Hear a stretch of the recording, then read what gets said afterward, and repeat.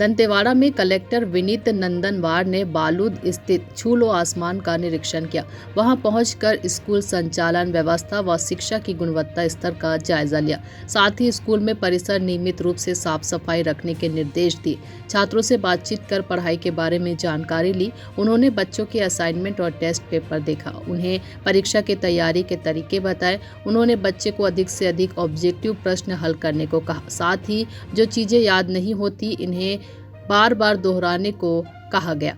उन्होंने करियर पर फोकस करते हुए मेहनत कर आने वाले परीक्षाओं में चयनित होने के लिए शुभकामनाएं दी। इस दौरान जिला पंचायत सीईओ आकाश छिकारा मौजूद थे। बचेली से फकरे आलम की रिपोर्ट।